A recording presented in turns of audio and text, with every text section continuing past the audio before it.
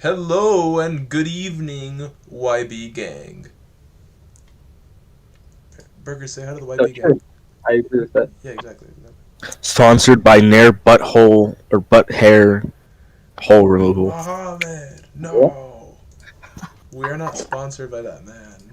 We are. I'm tired of acting like we are.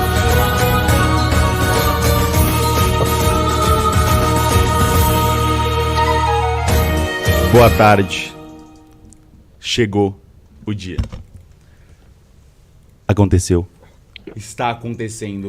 Excuse me. Preparem o vinho, que hoje teremos Umineko Fulcrum, arrive. o dia inteiro. Oh, must be here.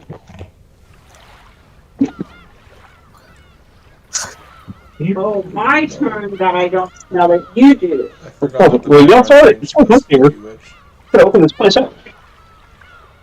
Oh, we gotta add another window capture.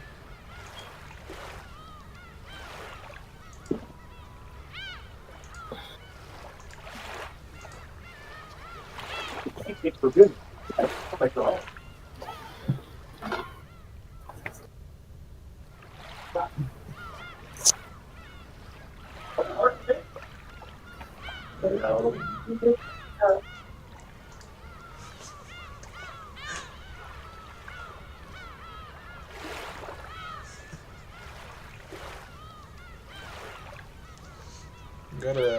We gotta turn Battler's frown upside down very soon. Let me see. Wait, what the heck? Why is this thing reset?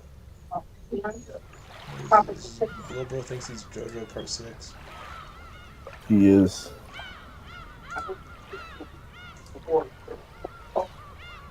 Wait, I think Guard's freaking out right now.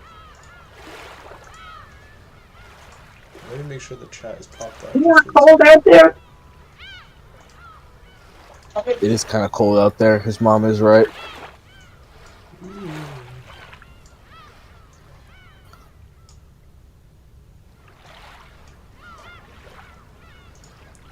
Okay.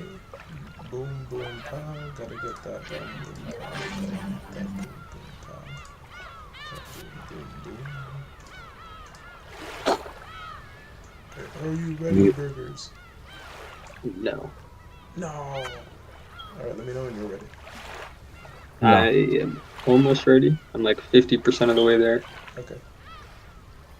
And that's what 70.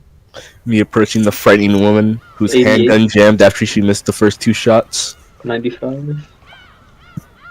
99. Okay, I'm ready. Episode 4, Alliance of the Golden Witch. Good morning. How shocking that you haven't been forced into surrender even now. By this point, even I am forced to expect a lot from you. Not all of the game takes place on the board. How about taking a little peek of the outside this time around? They say that if you know your enemy, you need not fight 100 battles. The difficulty level depends on you. The manner in which you fought up until now will greatly influence the difficulty of this game. I see. I'm gonna take a little peek around. Very interesting. Okay, so, I guess a quick recap of what happened in the last episode. I'll just hide the window capture. I think what's going on the screen sufficiently explains what happened last time.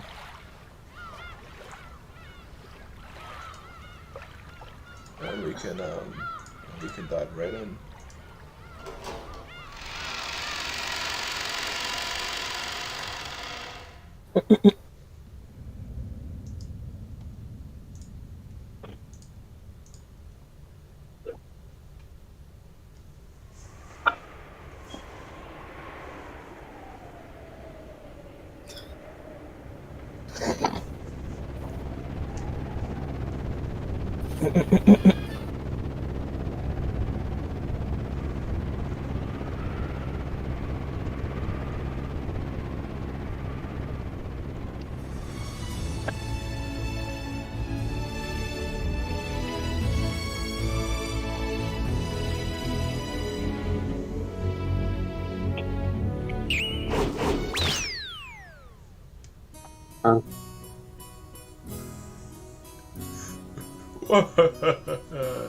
You alright, Badlucon? No. Pokemon fans when minor. You can't fall any farther than that.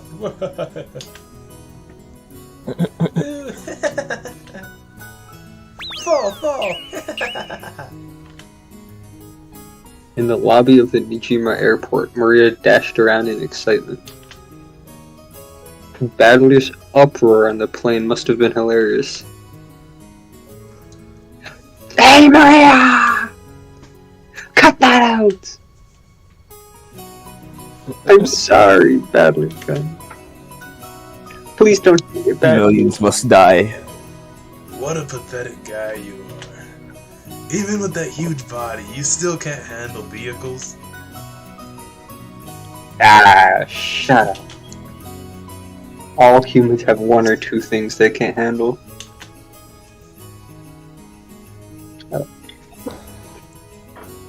That was it. What? It's just Bro, get your woman. She is kind of screaming a couple of slurs. Like she just sensed this entire VC was like full of minorities, and she decided to let it rip. That's true. They moved to another VC. A battler colonel. Why don't you come with your aunt on an overseas trip sometime soon? How about Europe? I'm sure you could manage a half-day trip on a plane.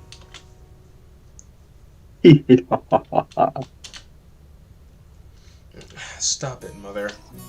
Full blown Batlerkun's dislike for vehicles is probably genetic. Genetic. Oh my science. Oh, you mean a sumo-san? For some reason, she just couldn't handle vehicles. Pretty much anything other than a bicycle or a car.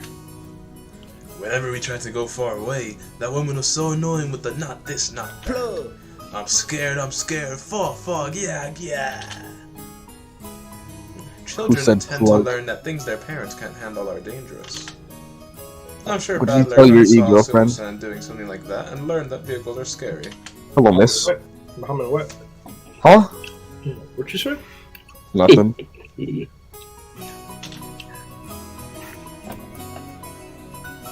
So it's a sumo-san's genes then, is it? Look at more. She's definitely. What you say? Who knows? Nothing. Those would be I some literally pretty said nothing. annoying genes. That's enough talking about Asumu. See? Right now, you're the one who's here, right? You're right, sorry. Hey, the cars are here. Exactly 3 of them. Get in. Fall. Where's the parachute?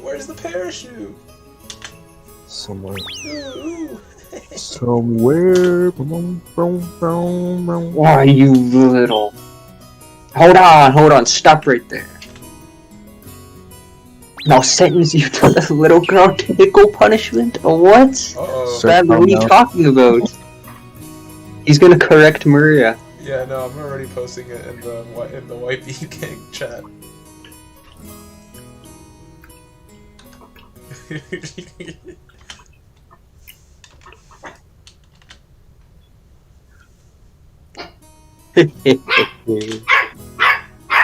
Being in high spirits is such a wonderful thing. Without Badler-kun and Maria-chan, the atmosphere in that plane would have been pretty grim. Thanks. I'll assume you mean that literally. Hey, brats! The taxis are here. You can play around later. Ooh. Taxi. I'm getting in first. Hey! Maria! And you too, Badler-kun, stop fooling around. You'll bump into someone. The tone of Aunt Rose's voice grew a little frightening.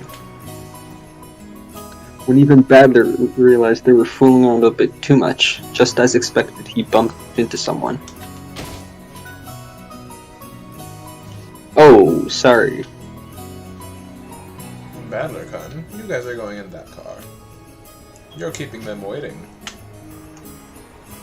After George urged him to hurry on, Badler apologized to the person he bumped into and ran up to his parents, who were telling him to come quickly. He's gonna show who he bumped into? Yeah, they're gonna get a With a sprite. clunking sound, the doors on the 3 taxis were shut one after another, and they departed for the harbor. Now it's gonna be like the person he bumped into was Anji Ushiromiya. No way. As their taxis dashed away, the entire world grew suddenly dull and slowed to a halt.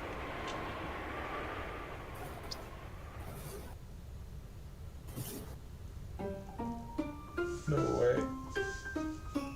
The voices, the wind, and even sound. All of it stopped, and all the people who were trying to move froze like the instant someone takes a photo. Coming to a halt. People and machines and clock hands, even the dust dancing in the wind, were frozen. Some people who were walking froze with one leg still in the air. You're telling me, like, they could have just said, you know, Dio said to Kyoto Mele, and that was it, you know? Scraps of paper dancing in the wind were pinned in midair, frozen in place. Then, among the shadows standing still in this unmoving world, a single one stirred.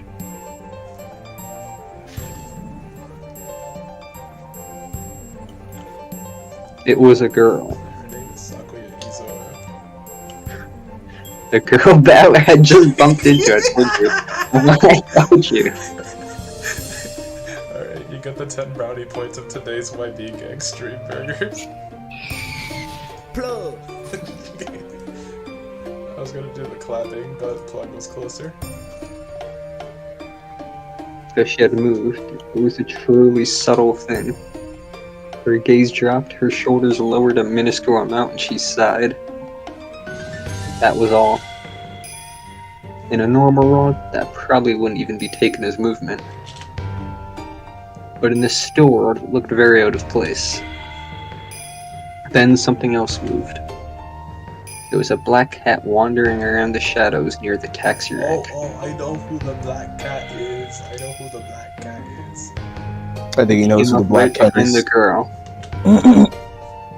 and leisurely changed its form into that of a human. How true? This was no cat. It was a witch. I told you. Of course, the girl was also a witch. As the witch stood still, her gaze still downwards, she muttered, Which one? "Which witch? Exactly. Yeah, which witch?" Which is which? I can't stop everyone from going to Rokenjima, can I? You cannot. On October 4, 1986, you are not here. I don't know, the car bomb underneath the car at this moment begs to differ. If I were, would stopping everyone really have been possible? Yes. Well, I can't imagine what a 6-year-old girl could do to make them turn back. Put a bomb on What? the car. Scream very loud. Still, that's right. Maria was screaming really loud though, and she still win. If you were in this place, the probability wouldn't have been 0. Whenever there's a probability greater than 0, I can seek out a Oh, miracle. she's gonna fold the paper like a million times. If I hadn't been sick, and they hadn't left me behind. With her head facing downwards, the witch tightened her fists. Why doesn't she just like make Battler stop them from going? Like what the heck? It's like, Bernkastel, find me a reality where Battler like dies before we go from like plane poisoning. They That's were just one. trembling very slightly.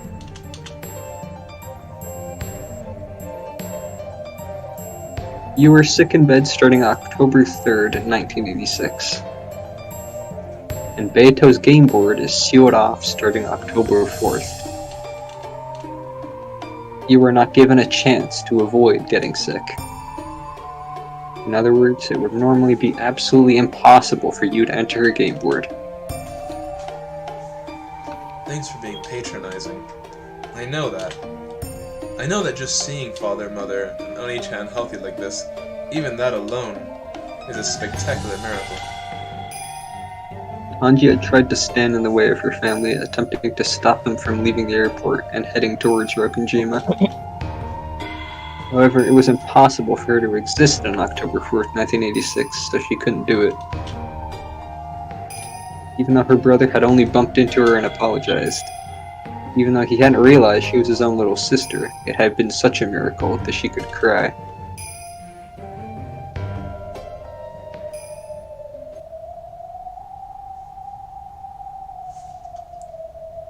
Sorry about the sarcasm. I won't waste the miracle you've given me. I'm glad to hear it. Come, let us go with them. To Rokunjima. All of the pieces are already gathered. No, it's like, Battler's gonna be standing there and he's gonna see, like, in through the door walks in the girl that he bumped into. And he's gonna be Oh yeah, that's gonna be so he's confusing. gonna be like, no, she came back for revenge. She's gonna, like, bump into him. Oh, true. The curtain will open on the 4th game. By this time, Beato and Battler were already be seated. To Rokunjima. To where everyone's fates changed. The Rokunjima of October 4th, 1986.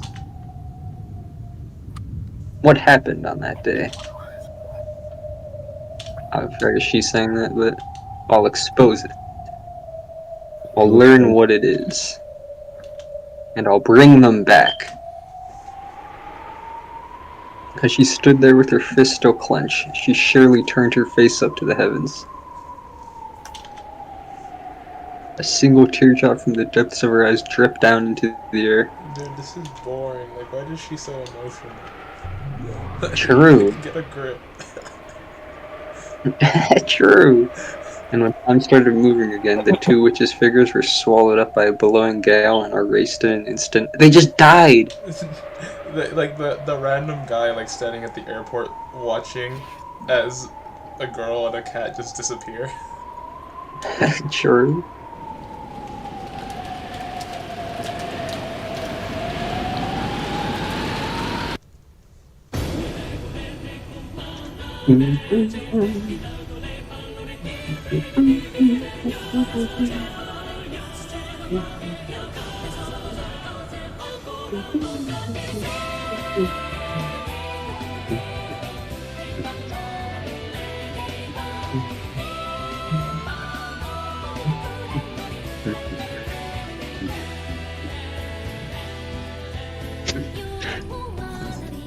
Where's Chandler and Trolatress?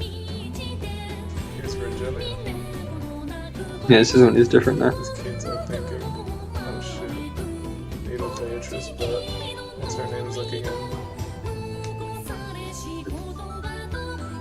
I swear, if we get another Shannon Bannon and Canon Jessica,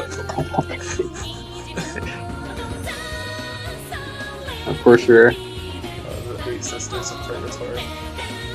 the 8. No, you saw that, that's Natsuhi. Grace Natsuhi is back. Here's the, whatchamacallit, Needle Beatrice having a laugh. Virgilia evil maxing. Oh, what's it called? Battler's family. It's probably like Anji's room or something. Yeah. Did a portrait of him.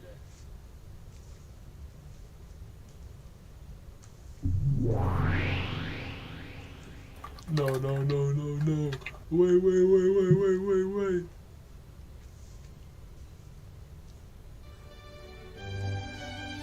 What is this? No. Okay, that's Music. good. This is random, that's good. You can tell when this music's playing, some stupid shit's about to happen. Yeah. No, well, I'm just saying though, like, it's gonna happen this chapter. I'll blow your goddamn head smooth off. Specifically the What's that mean? whatchamacallit, like the emoji for that sound effect is Natsuhi with the gun. Oh. Why don't you have a firearm? Well, I Aren't don't those know. dangerous? They're banned in Japan actually. But I didn't stop somebody from shooting the prime minister. Did you see the gun that they used? Yeah, they built like they just like got a bunch of duct tape, wrapped it around like a PVC pipe, and like stuck gunpowder in there, pretty much. Yeah. Alright. Good morning. Wait. Good morning, milady. My, you do appear to be in a good mood. But you shouldn't be, because there are microplastics in our waters. Let me show you this presentation. Microplastics are... What a pleasant awakening you seem to have had. What do you mean, pleasant awakening? I was so excited I couldn't sleep a wink.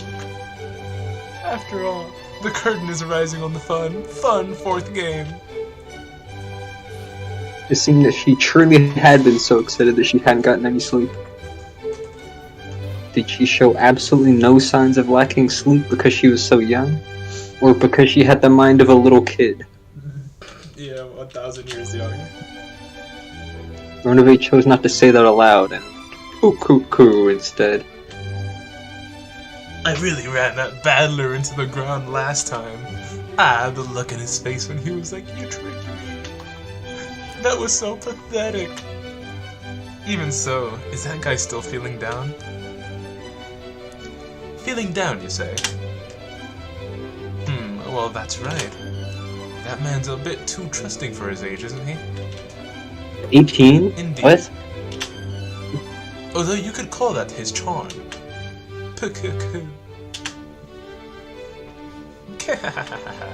Ain't it the truth, ain't it the truth? Well, speaking of which, didn't he totally fall for that one last time? Yes, totally and splendidly. You violated the purity of one never deceived since the time of his birth, as well as his rosebud-like innocence, all to your heart's content. Even the joy of dashing across a field covered with beautiful new snow on a winter morning and trampling it completely wouldn't even begin to compare. Didn't you take Battler-sama's innocent heart, and quite thrillingly, splendidly, atrociously, and mercilessly, and unculturedly go just a little too far? And you insulted him to the highest degree, enough to make one uneasy. Most people would be crushed after something like that. So much so that they would never want to see your face ever again. I know that much. I also thought that if he was too disheartened to join us at the table, even though the fourth game is finally starting, that would be such a pain. So I came to you thinking that it'd be better to prepare a countermeasure for that case beforehand.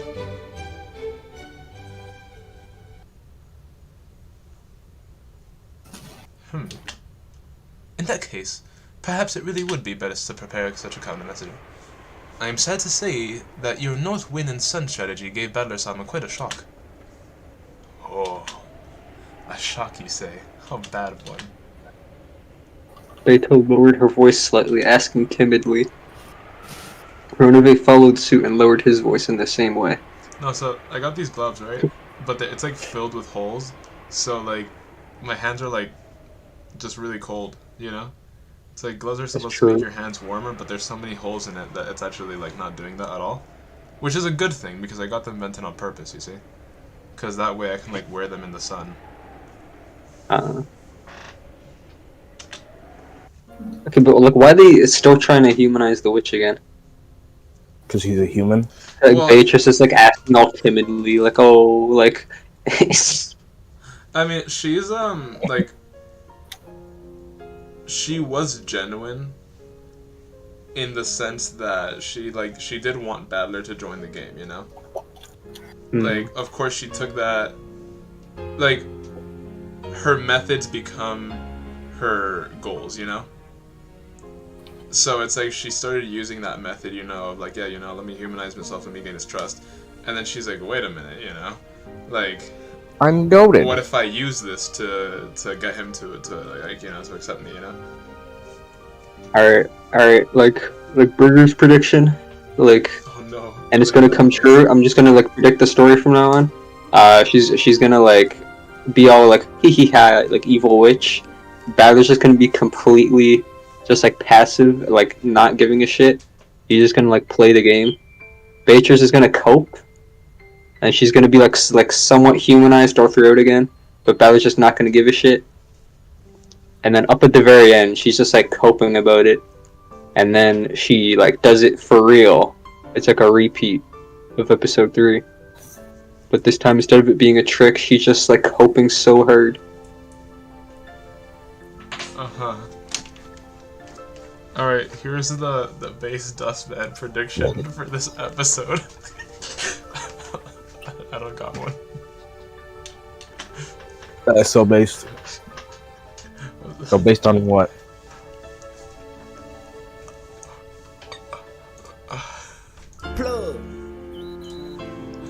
Listen. In truth, he's been crouching and clutching at his knees for some time now. I spoke to him several times, but he did not answer. I also brought him some food, but he never even touched it. That is troublesome. Is he really feeling that down? It is only natural. After all, you thoroughly beat him down, milady. That would make most people start to distrust humans. Distrust of humans. How convenient! Let him give up on humans and trust witches. Oh, God.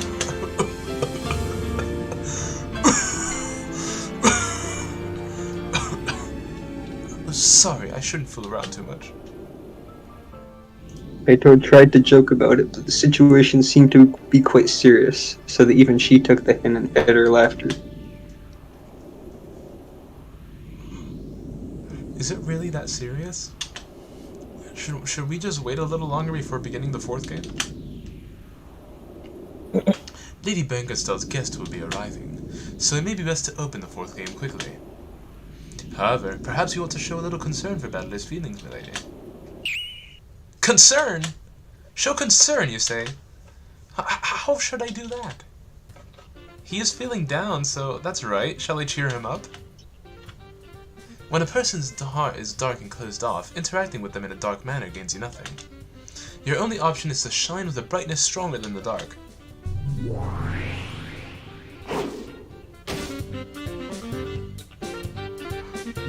Damn it! Quit messing around!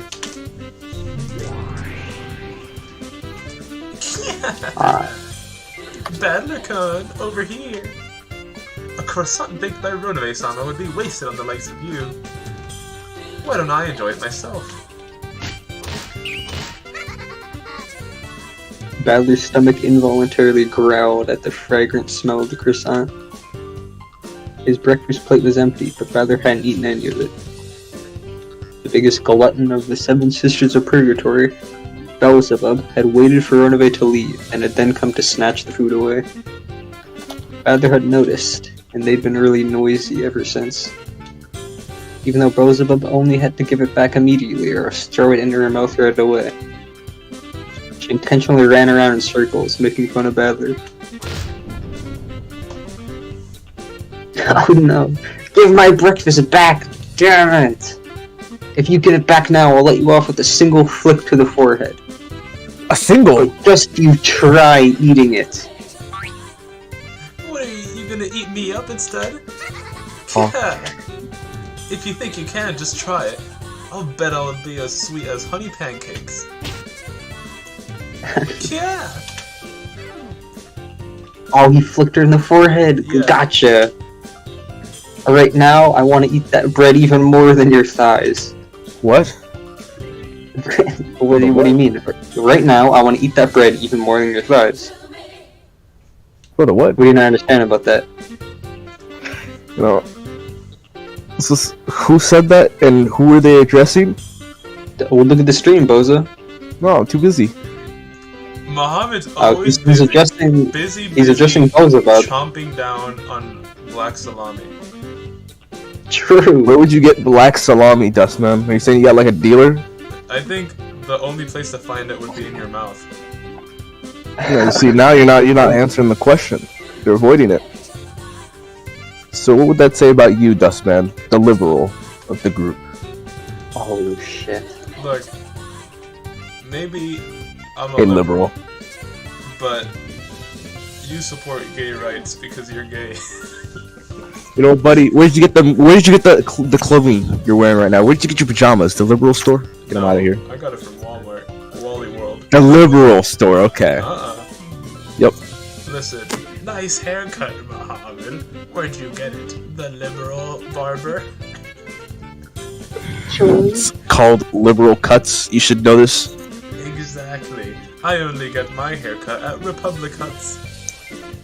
See, he's stealing the titles. I know where. You see, I may be racist, but I am an informed racist, okay? I'm aware. You are a noob, a rookie, Look, a greenhorn. I'm very informed, Mohammed. I see black... Liar, pants on higher. That's a lie. I shoot hoops. I bet you've been shooting at white targets. We're gonna get the stream flagged for hate speech. Sure. Hey, who's flagging it? You? That's what I thought. You shouldn't be. Don't let them know. Mohammed, be a good girl and give it here. Be a good girl and get it here. I'm gonna get this goon out of my chat.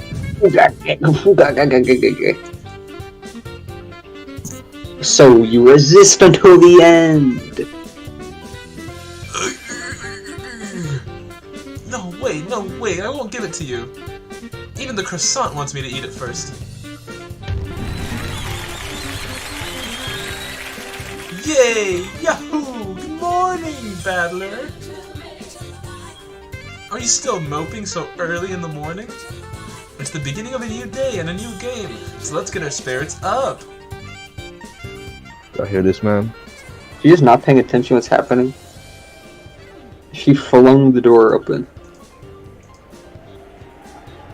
Like a marathon runner drawn on a certain caramel box. With her hands held high in an idiotic cheeriness, Beato appeared. For some reason, flags from around the world and confetti scattered about, perfectly completing this magnificent entrance. Battler and Beelzebub, who had been fighting over the croissant, completely forgot about their argument, speechless. Like, usually Battler looks pretty concerned with this face, but she just saw like the level 1000 gat. Yeah, the Beelzebub just saw the gat, no way. Good morning, Beatrice-sama. I'll just be on my way now. Battler can't say ah. Get this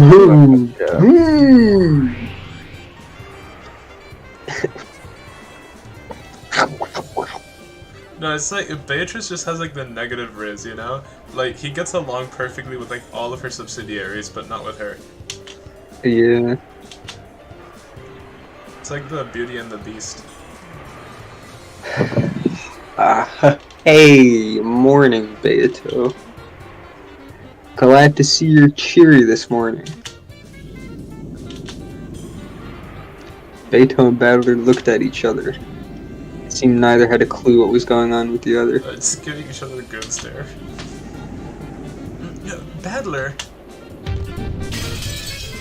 What's going on? Ronave! He looks totally fine, doesn't he? He isn't clutching his knees and he's answering. Wait a sec, he was even in the middle of eating.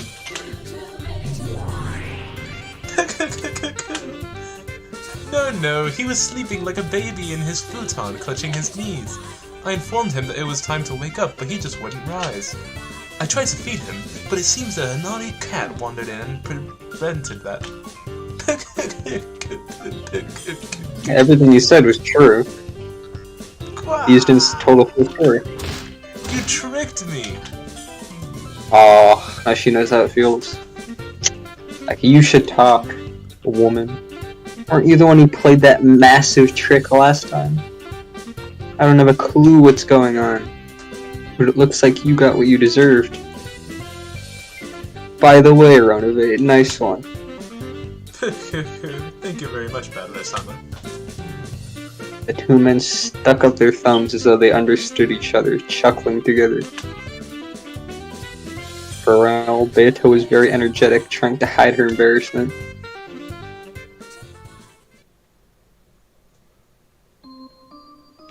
Heh. Don't take me so lightly.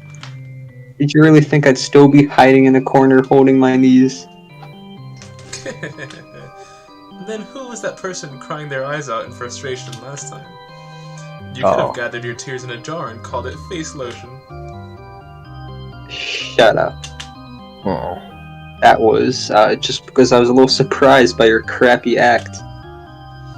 I might have looked a little lame, but don't think the same move will work twice. Oh, of course not. And don't disappoint me by falling for the same move over and over again, okay? Yeah, just you watch. I'll show you that I'm a guy who gets stronger every time he's beaten down.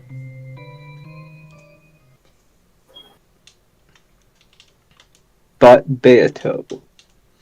Yes, what? Don't do it again. No. Huh? Why is that? So you really are weak against a rear attack. You and I are enemies. And will certainly never join forces. I now understand that clearly. So don't you ever try to trick me about that fact again.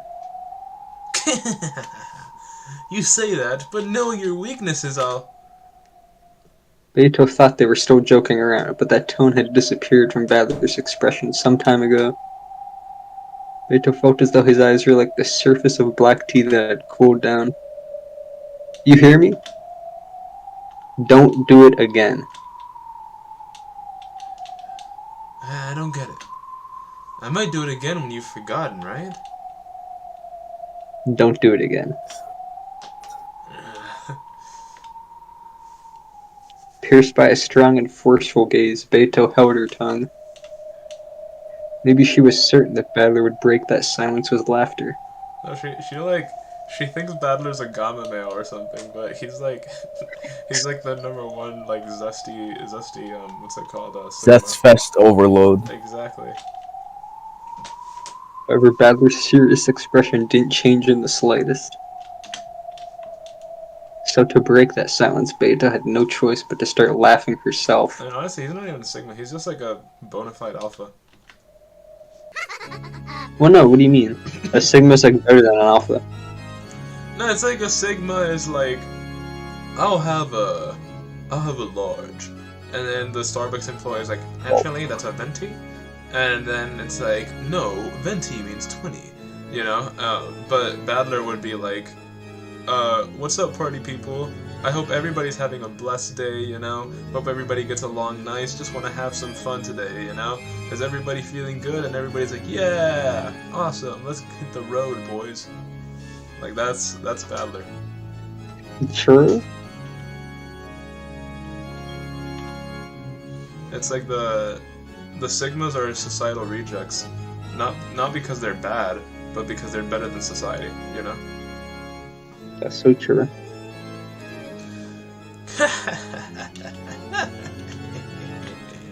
Very well. You and I are worthy opponents. No matter how friendly our relationship, we'll never be anything more than a pair of enemies. If you have not mistaken this, that is enough for me. That's right. I almost forgot you were my enemy for a second there. I won't embarrass myself like that He again. was like looking at the wrong screen, you know? I won't fall for your rear attack again. Never again. It's like he wasn't looking and he started getting like the mayor butt removal. No. Poor guy, he didn't deserve it. It seems I'm not the only one who cannot wait for the 4th game. I am pleased, Badler. Come, take your seat. Yep. Just how I like it. Yeah, my seat. Clever little tricks won't work No, I anymore. can imagine her like making that face and like pulling out his chair and he's just sitting on it. Stop acting so tough. You remain in a state of surrender for the last mystery in the previous game, the mystery of Najo's murder. My answer for that one's still on hold for now. But that doesn't mean that I've lost heart. I'll definitely break your red truth and show that I can deny witches. A commendable attitude. You truly are a man like a phoenix. Don't betray my expectations. With that, let us raise the curtains on the 4th game. But before that, it seems we must welcome a new guest. A guest? You remember as well, correct? That mystery girl who appeared at the very end of the last game without an invitation, ruining my fun. That person.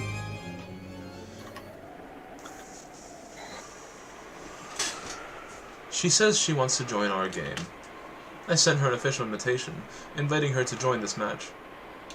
Bronave, summon our guest.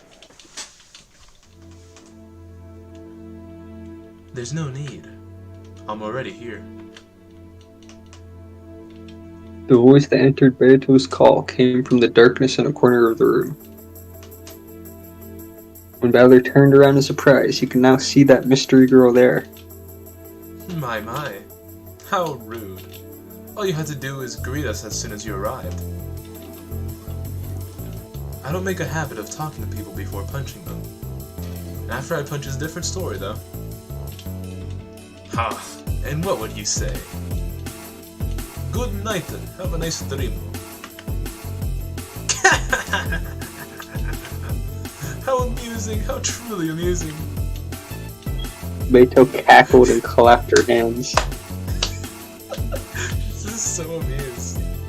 But that was only Beato, and nothing rose to Valor's face except a bitter smile. Ooh. You sure are a fighter. Valor and the girl's eyes met, and he shrugged his shoulders as he spoke.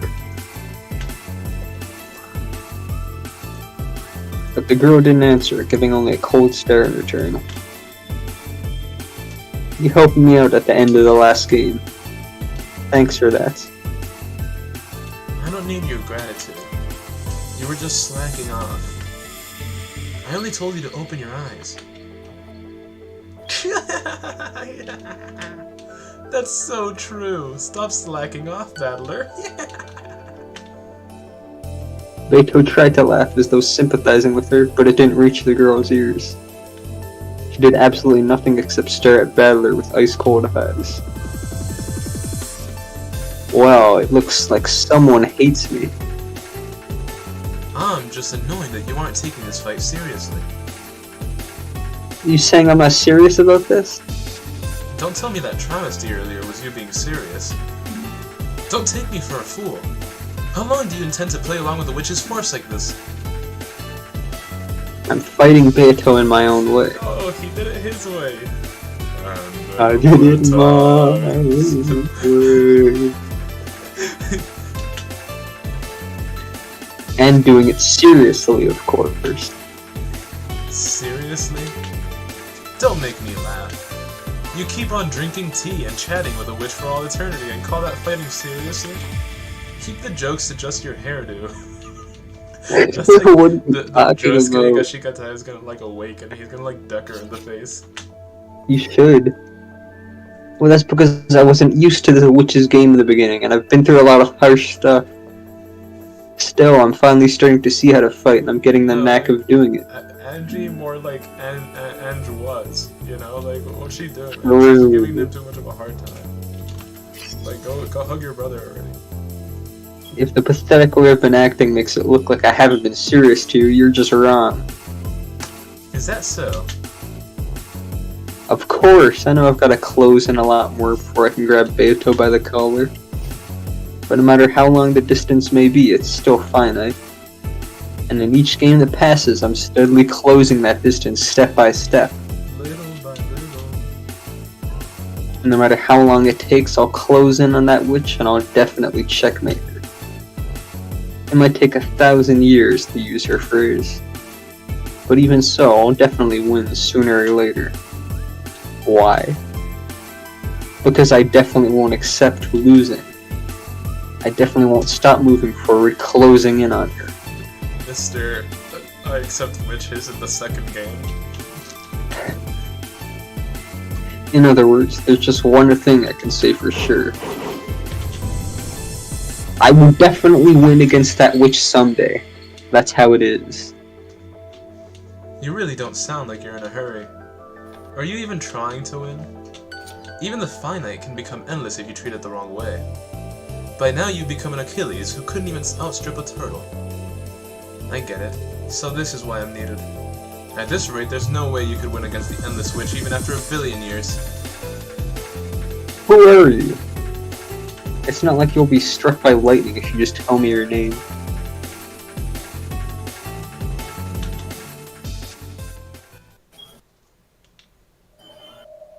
At that point, the girl fell silent, gazing straight into Balor's eyes.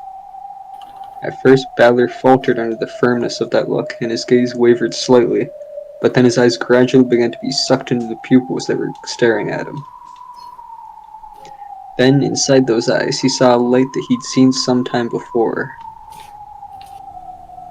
Balor was struck by how strongly they resembled the eyes of a girl who definitely couldn't be here, even though that was completely impossible. I know it's stupid, but for some reason it feels true to me. But that can't be right. That person's supposed to still be 6 years old. You couldn't possibly be Anji, could you?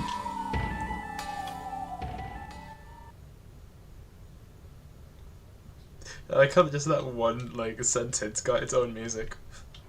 Yeah, and they just got rid of it. If I were to say, that's right, would you believe me?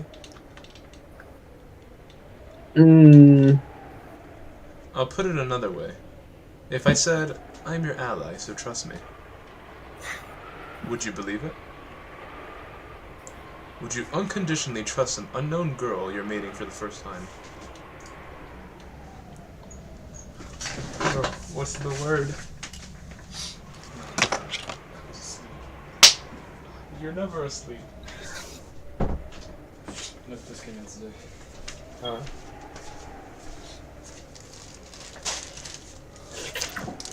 Burger sound better. What? Like, Dustin's brother interrupted the Umineko stream. He always does this. You're punching me right now. Can't measure this right now, but what?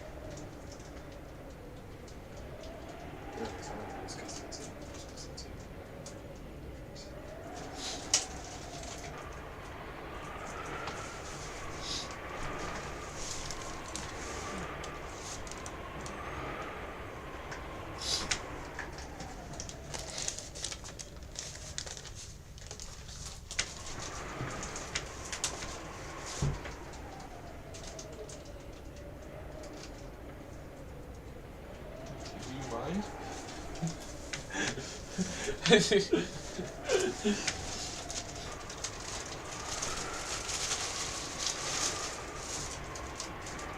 the gold cup one. The pocket square.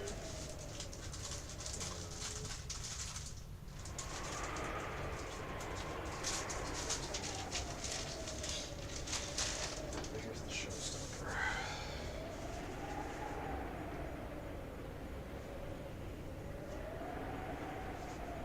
I mean, the back is definitely like the color that I expected. So this is like the design. Well, the designer would give me the same color because it did the design. I'm trying to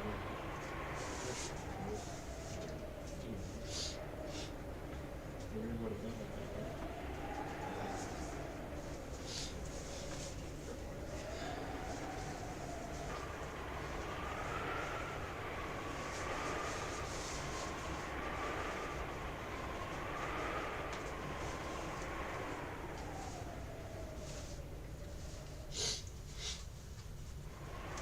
What sizes? Big as it's a set.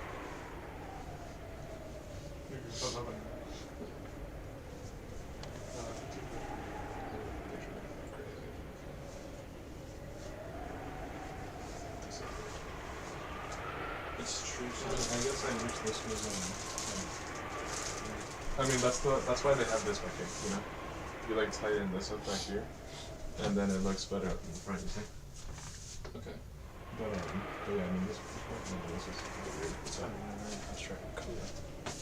Yeah, so.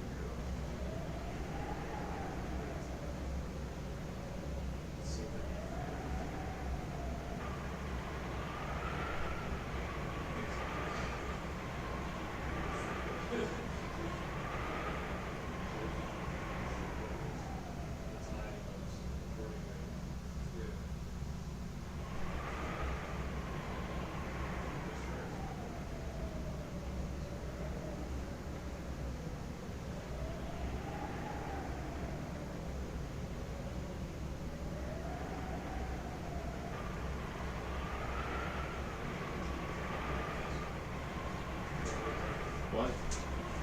Because it's too small. What'd you order? Large. I gotta get an extra large. I mean, it's like this is an extra large though, you know. So it's like the Messi, for example, that's a large. Right? So that's why I ordered it like that. So you had to go a size up. Yeah. It seems like they're different listings. So I guess on my listing is just like they're booty and to get the size up. Yeah, you could just send a message in the chat. It's really good. Hey guys. Did you see the video? Yeah. Yeah, I mean, I took that out and put it on. Nice. I like the color. Yeah, you could just send a message in the chat like, hey guys, I got my thing today. I'm returning for help. I order a size up. Just like, I ordered for stuff yet. You might just order a size up.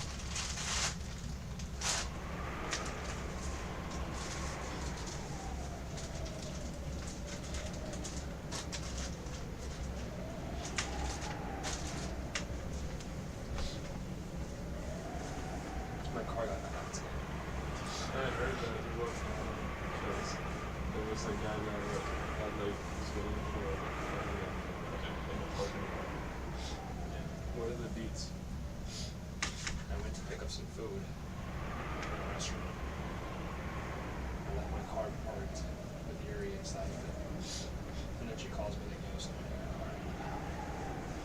So I step out, it's just some insulting out of your eye. I didn't know how to reverse out of a parking spot. She just crashed into my car. Well, like, say, where was your car? Like, where was it hers? Behind her car. Oh, so she just like rammed into the. She's an imbecile. She didn't have clearance. She had to have gone, like, the car, where the car was parked, she didn't have clearance to go. What she should have done upon realizing this is seek them from the car. And she decided to do this. She would have noticed that there was a person sitting inside of the car. She would have been like, hey, I need to get out. Can you move your car? At which point, you would have contacted me, and I would have gotten into the car. But instead, this imbecile decides that she can back out. And apparently her game plan was to use aggro, because it's not like she came out at an angle and nicked me with the corner. She just straight up backed into the car. It's like you literally just blind.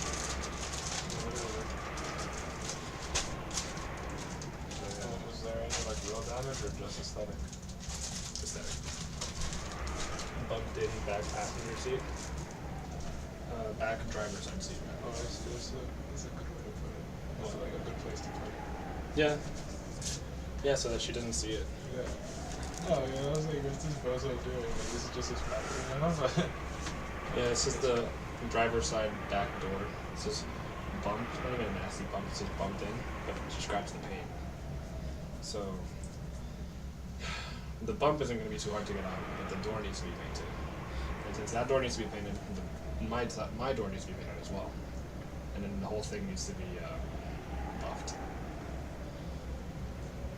But that's it, like, they came to an agreement, like, you guys came to an agreement about whether she's gonna come in and Yeah, her husband pulled up. Apparently their next door neighbor is a body mechanic, body shop guy. So he was just like, alright, look dude, I'll help you out. Help hit his buddy out. But the guy sounds stupid. Because when he was on the phone with his buddy, he told him 800, and then when he was on the phone with me, he told me 900. I'm like, the price just went up $100. GG's to this guy. Yeah. And I'm like, yeah, bro's gonna pay you, not me. So I guess this guy's down $1,000 because his girl backed into the car. Not my problem. Not my problem either, right? Sucks for him. I know you're trying to watch this .cock video. Bro. You're live streaming right now?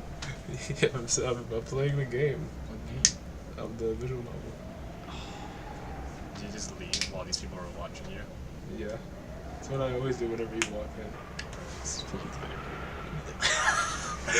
Pull it up on YouTube, I don't care. You're gonna stream. Oh, because you're streaming the app. Yeah. Not your screen. Yeah, who cares about the screen? What is it? What is it called? The titles are so stupid, I don't even know what it's called. Just look up Blank Boy. Okay.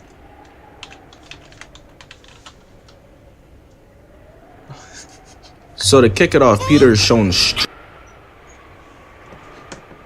When Spider-Man and Doc Ock ran the fate across all New York. Alright, that.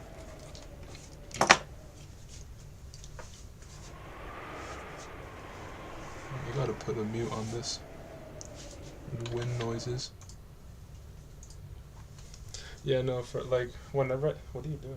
Let's figure this on so I can take the other one out. Okay. So to kick it off, Peter is shown struggling at this bank trying to get this loan to go through with his aunt. Bro can dodge bullets, lift up cars, fuck bad bitches, but can't get his bands up. It's a sad case. Listen, y'all are broke. My Uncle Ben got clapped on the sidewalk. This is his trust fund. There should be money in it. Your uncle had $1.16 in his trust fund. Broke nigga alert.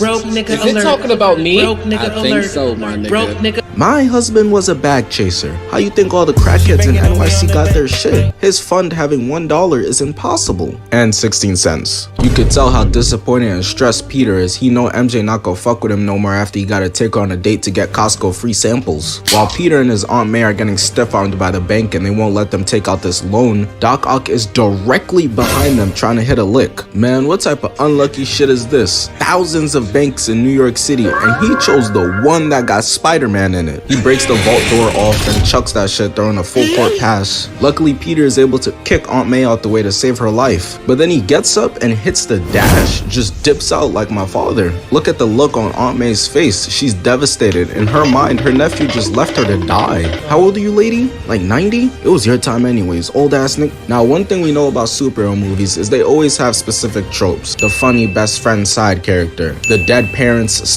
/ parent, the sexy ass crush. Well, the Dark Knight failed on that last one. To this day, I don't understand, like, was all the bad bitches just busy that day they casted Rachel? Batman way better than me. Bruce, hurry! Rachel's gonna die!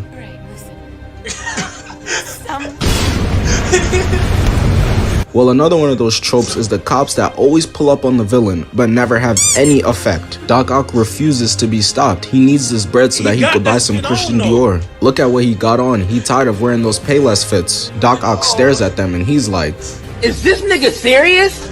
He grabs them and just chucks them away, walks inside the bank and starts to take off his hat. And hold on, my son Doc Ock got a fresh cut before pulling up to rob this bank. The other Spider-Man villains cannot relate. Electro could have put gel, water, oil in his hair, but instead he decided to spray hole repellent. Doc Ock starts grabbing as many bags as possible, and this is when Spider-Man swoops in to put a stop to this. This is Zoo York, this is his city, you're tweaking. He lands and bro got the butters on with a Miris. Spider-Man is not playing with niggas today. Doc Ock gets to hating and starts chucking coins at Spider-Man. This man Doc Ock pulled up to a bank to steal quarters, my nigga? He's just spamming throwing bags at Spider-Man, and bro's just chucking up air balls. None of them are landing. He throws one more at Spider-Man, and Spider-Man catches this one with the webs, press triangle to counter, and chucks it right back at him. Got bro bouncing into the wall, looking all types of dazed and silly out here. So Spider-Man keeps ducking his attacks, and he goes to web up Doc Ock just to realize his powers are not working. This shit had bro shook. I've only been Spider-Man for 2 years. No way I'm out of my prime. I can't be in my Wizards MJ arc already. Not only was his webs not working, but seemingly his spider senses weren't working either, because homie got the awareness of Stevie Wonder right now. He gets beamed right in the face with the bag. Dr. Octopus picks bro up and just starts talking shit straight to his face, off rip.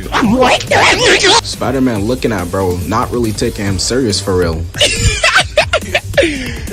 But anywho, Dr. Octopus gets tired of the back and forth, so he starts crushing Spider-Man's skull like a grape. But Spider-Man couldn't go out like no bitch, so he starts thinking about Mary Jane. Decides to lock in, getting his powers back, webbing up both tables and pulling them together. Doc Ock is able to stop one of the tables, but the other one clobbers his ass, knocking him right outside the bank. And Spider-Man not letting up. He said, "Oh yeah, I'm on you," turning into a track star, weave, jump right over that shit. All of Spider-Man's fans are spectating a fight, and that shit got him geeked. Oh yeah? Y'all saw that? That was fire, right? Oh yeah, I'm like that. Doc Ock sees that the police low-key got him cornered, so he knows he has to skedaddle. So he grabs Aunt May as a prisoner and dips out of here. Catch me if you can. Doc Ock's stupid ass swore he gave everybody the slip. But bro, how did Spider-Man get here so fast? He legitimately just spawned in out of nowhere. I started checking the tape to see if maybe I missed something. Doc Ock tells Spider-Man that he's gonna hand over Aunt May, so Peter starts hitting the homeless man's spare change pose. You know me, man, I'm all about the community, so I stay blessing them up. Be hitting their asses with a dap up. Good luck finding dinner, my nigga. But Doc Ock hits Spider-Man with the Allier title and thumbnail, straight clickbait, just dropping her down instead. Luckily, Spider-Man was able to catch her with the webs, pulling her up. And now that this old bitch is saved, this is when the fighting really starts. Doc Ock picks this man up and slams him against the wall twice. Spider-Man getting his back blown out. Pause. Weave, sticks him in the face to pull him into this right hook. Get off me. That hoe was clean, bruh. I can imagine being in one of these apartment buildings, minding my own business, just trying to listen to this Pop Smoke album, and all this bullshit is going on outside. Aunt May is somehow holding on for dear life just using this umbrella. She's strong as shit. Thank God she's not a milk creator with all Hall of Fame badges, I guess. Spider-Man starts climbing up trying to save her, but Doc Ock continues his hating and pulls him back down. Peter tackles his ass and decks him in the forehead, but Doc Ock starts to get on some sus shit, feeling on those spider cakes. I don't know why he did that. How is this gonna help him in the fight? Spider-Man pulls them both off the building, and I'm thinking, bro, they about to get clapped by fall damage. Luckily, Doc Ock is able to catch back on, and that's when Spider-Man rocks him in the face again. Doc Ock stupidly starts choking Spider-Man and gets hit with a right hook into a headbutt. I know his ass got CTE now. He finna be making science experiments like fucking Dr. Doofenshmirtz from now on. They continue falling and Spider-Man knees him in the ribcage. I know that hurt. Pulls his arm back dumb far and backhands the snot out of him. That manages to knock them both off the building again, and this is where Spider-Man slams him into the wall. I know I said this already, but me as an NYC resident watching this occur outside my crib is really nuts. How do you even explain to your classmates the next morning what you saw? The nigga swung his body to the side. I'm not gonna lie, I'd get to capping in front of the bad hoes. I'm just keeping it a stack. Yeah, you know, I saw Spider-Man getting clapped, so I already had to hop in to save him. You know me, nigga, I jump off the balcony with the motherfucking parachute on my back with 2 Dracos, nigga, like and all the kilo chain on, took it off like, slapped the nigga with it. Bah, bitch ass nigga. Doc Ock is sick and tired of getting slammed, so he pushes Spider-Man away, slamming his head into a glass window and throwing him across the street. Got my son Peter Parker hitting the handsome Squidward, sending him crashing through another glass window. The director was trying so hard to build up suspense with Aunt May, like, oh, she might slip and die, when there was a platform beneath her the entire time. Really, nigga? Spider-Man gets up to see Doc Ock holding Aunt May and talking shit again. Hurry up, Peter, before I send her to see a Biggie Smalls concert. Spider-Man uses his big brain slingshotting himself over there with his webs. But Doc Ock has this weak-ass plan to stab bro the second he gets over here. I'm sitting there watching this movie like, bro, if this really works, I'm gonna be sick to my stomach. I know if Peter died to this too, he'd be watching the kill cam thinking to himself, bro, how did I let this kill me? Luckily, Aunt May is gangster. She about that life. Swoop, stop playing with her. And she really violated, hitting him in the face, breaking his Gucci shades. Those were mad expensive. She's tweaking. Hey, but it works. Spider-Man is able to dodge the stab and sticks the landing. Doc Ock is like, oh nah, I spent 5 bands on these. You finna pay me back? No? Oh, I heard you. And chucks her ass off the building. Spider-Man jumps off the building, saving her to make sure that there's not a big ass Aunt May hole in the ground. And Doc Ock decides that this is the time to dip out. His stamina bar is dumb low. He'll be back for round 2 though. Alright, so before we get into the train fight, we're gonna need to go over this scene real quick. So Mary Jane's like, do you love me or not? and that boy Pete was like, no, not really. And at this point in the movie, Codename Super's the other guy. The one that somebody has a collab channel with. Yeah, yeah. He's not as funny as this dude, but yeah, he's alright. she's raging. I know you see her face. It looks Really, like that nigga? because she's thrown this man 20 alley-oops and he still hasn't scored. This version of Spider-Man was the first I've seen, and his game was so astronomically ass, I just assumed that's how he's supposed to be written. Then I watched Spectacular Spider-Man and this man is pulling 4 in one episode, and in the comics he's apparently a 99 overall. But anyways, she's just about done passing bro the Spalding. She has one last attempt and she tells bro, and at this point, it's like, alright bro, what they doing with this script? They got Mary Jane doing all this shit for him? She grabs bro by the hand with the ring and leans in for the kiss. But Doc Ock is on reverse flash levels of hating because he throws a card just to make sure that shit does not happen. He gets her out of harm's way because of course he still is Spider-Man, and dodging that car is nothing but light work. But Octavius Maxwell III grabs him and starts pressing him. He was out there straight bullying bro. He tells him to find his friend Spider-Man or else. And of course Peter's dumbass hits him with the or else what. So Doc Ock's like, alright bet then. You see your girl over there? I'm gonna turn her into mince meat if you don't bring me Spider-Man. Now get your weak ass out my face. What had me really confused is how he could just throw bro like that. If that was Peter Parker with no powers, he is dying on impact. Yeah, But yeah, Doc Ock snags Mary Find Spider-Man, kills him. No, he's just dead on the ground. It's like, oh shoot. Jane, and we see that boy come out the rubble. Too, like when when this guy was like Donkey Kong throwing coins at him, like Spider-Man throws a bag of coins at him, and like his back, like just his straight up back, like shoulder, blows like a hole in the concrete pillar. I'm like, Doc Ock doesn't have any powers, you know? He's a regular guy. He just blows him against the wall with like a bag of coins to the face. How did he die? No, what got me was the table.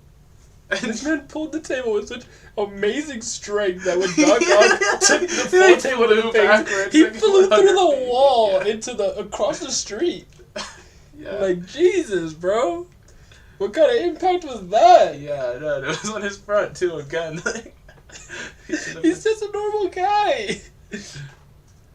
someone in the comments was like, "Fun fact and a novelization for this movie: the arms realized how Doc Ock was getting handled, so they said, "Nah, I'm trying to deploy scummy tactics to win." Because there's no way. Bro, Peter was not having it with Doc Ock. He's just trying to kill the guy. Yeah. He just comes here and tries to kill me. Like, everybody's a superhuman. I don't know how Doc Ock is surviving these. He's secretly from the God of War universe. Yeah. With the kind of impact he's surviving. For real. Bro got violated. angry as shit, he ready to beat his ass. Spider-Man activates his Hall of Fame chase down artist since Doc Ock been listening to too much Usher and his ass think this is TYB season. Took your bitch. Mary Jane be tossing out the silliest neck of all time. Peter knows this is not a girl worth losing, so the get back is absolutely mandatory. He's swinging over there with maximum effort, landing on top of this building, and they start talking shit to each other. Where is she? I'll never tell you where she is. Come and find out, Peter. Spider-Man like, alright, this nigga playing games. I got that bitch find my iPhone tracker anyways. But first he gets a jump in his ass. Hops off the building, slaps one arm away, and kicks two others away. Weave and punches it while blocking another one. My son Spider-Man got ultra instinct. He cannot be hit. Hit him with a right into an uppercut. Got Doc Ock leaning back like this is a 2000s dance party. Spider-Man's left gets blocked and Doc Ock grabs his right arm. Spider-Man look at him like, bro, who do you think I am, Jaylen Brown? You force this man to use his left hand and he really loses all his attribute points. Got that Kendrick Perkins dribble package. Spider-Man said I only need one hand and gives him a two-piece combo. To which Doc Ock slams his ass and throws him off the building, absolutely making sure there's no way he could hold on either. But this must have angered Spider-Man or something because he starts acting out of character. I'm talking Krillin being useful type of out of character. As he's falling, he shoots some nut onto Doc Ock's face, giving him that Abella Danger treatment. Sticks onto the clock and also sticks onto the hand of the clock, launching that hole all the way up. And this is what I'm saying by acting out of character, because bro, that was a kill shot. If that had landed, what was Spider-Man expecting to happen? Alright, bro. Get up, bro. I know you good, bro. It ain't hurt that bad. Get up. Doc Ock throws it back at him, pause, but Peter kicks them both away, to which he just bops him right in the chest. I know that knocked the wind straight out of him. Is that all you got, Octavius?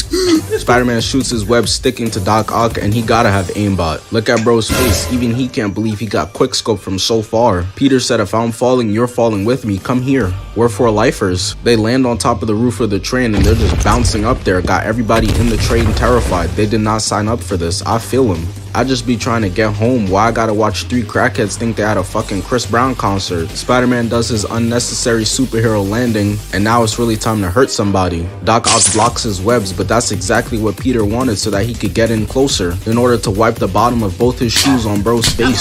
See, me personally, I'm not tolerating that type of disrespect. I got sensitive skin, that made me break out. Spider-Man went for the three-peat though, no Shaq and Kobe. He said, weave, duck. That was so clean. He ducks another attack, grabs onto the arm to swing off of it, and kicks the shit out of Doc Ock. And look at the way he got back up like a breakdancer. Let me find out my son Octavius was a Jabberwocky. Grabs Spider-Man by the legs and just chucks him. But that ain't do nothing. My son Peter turned into Flat Stanley and just squeezed right through. Pops out on the other end and tackles his ass into a three-piece combo with two weaves on the side and a left hook. The cameraman is trying his best to keep up, but the train is moving dumb fast. Hey, I feel the conductor. Homie got to get to 5th Ave by a certain time. People out here got deadlines to meet and y'all want to be playing karate on top of the train. Spider-Man tried to backflip away, but he gets caught and hit with that Patrick Star attack. I know that hurt. Bro really got 99 agility though, cause look at the way he just finesses out of here to pop out on the other end. And the fight choreographer was really in his bag. They was cooking up. They don't do superhero fights like this no more. Come on, son. They on the side of a train. Nobody out here doing it like how Toby Spider-Man was. That's what I'm talking about! That's why he's the MVP! That's why he's the GOAT! The GOAT! They begin just playing tug of war like a pair of toddlers, and then Doc Ock just dips out. Peter was low-key feeling himself in his head. He like, yeah, you better run, pussy. But then he's like, hold on. Wait a minute. Something ain't right. Spider-Man does this theatrical ass landing and now he's just confused because where did bro go? He starts looking around the train and gets caught lacking at the window. If I was Spider-Man, I'd low-key be sick. The people on the train sold me. Bro, can I get a call out, please? Spider-Man gets knocked off the train, but he not giving up that easy. Sticking to buildings, using the momentum to help himself push forward, dodging cars, swinging, running on top of buildings. He doing whatever it takes to catch up. This is a clean recovery. Dr. Octopus saw how Peter was able to save himself, and in his head, he's thinking, damn, that was kind of cold. So what does he do? Does what he knows best and gets to hating. Grabs two random passengers who literally did nothing wrong. They're just chilling and tosses them, hoping that they get clapped by fall damage. But that's really easy peasy lemon squeezy for Spider-Man. That's a simple Tuesday afternoon type of saving right there. But now Doc Ock gets even angrier, so he has to up his hating to another level. S-tier hating actions need to be made. Damn, That's a really nice Lambo. Oh yeah? You like that Lambo? So why don't you buy it? Oh yeah, you can't, broke ass nigga. This is when he breaks the handle off the train and leaves Spider-Man to deal with the consequences. You have a train to catch. You keep talking, man. And you shut the fuck up. Dude, this video. Like, Doc Ock is just doing everything. I never realized how bad Otto's getting handled in this movie. That's why he was so humble in No Way Home.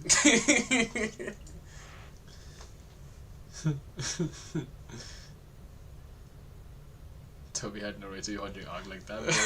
Yeah, literally. Fun fact, in novelization, Peter was hitting Og so hard, the arms are like, oh nah bro, start discovering tactics so you could win.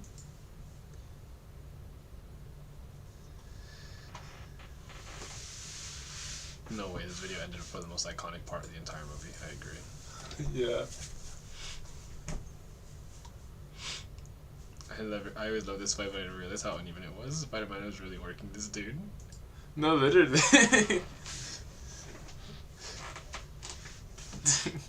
No, I like how she messed up the shades and then he comes back with new ones. Like, yeah, he had clean shades after that. It didn't matter. Doc Ock's lucky Spider-Man was holding back, otherwise that first punch to his head would have turned his brain into magnesium. I would have had him talking like Donnie from Wild Thornberries the rest of his life. I'm so glad you randomly included how Rachel the 4 out of 10 was not worth that for Bruce and Harvey were putting in, honestly though.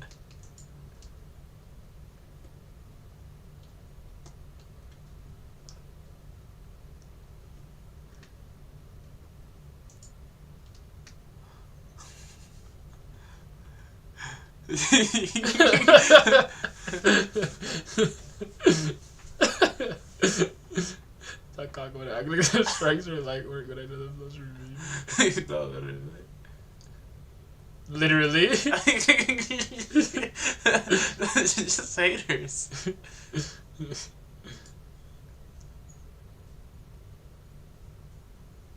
I swear this man's superhuman, so he catch all these spades from Spider-Man. They know we never even throw Spider-Man into cars. He could come. Honestly, dude.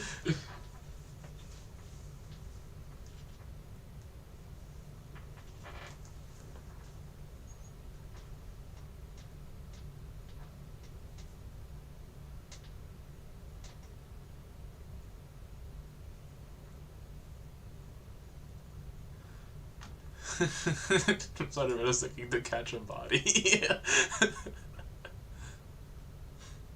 No, really.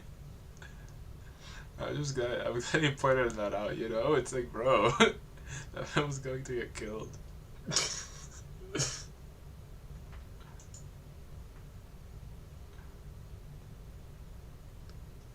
Yeah, literally.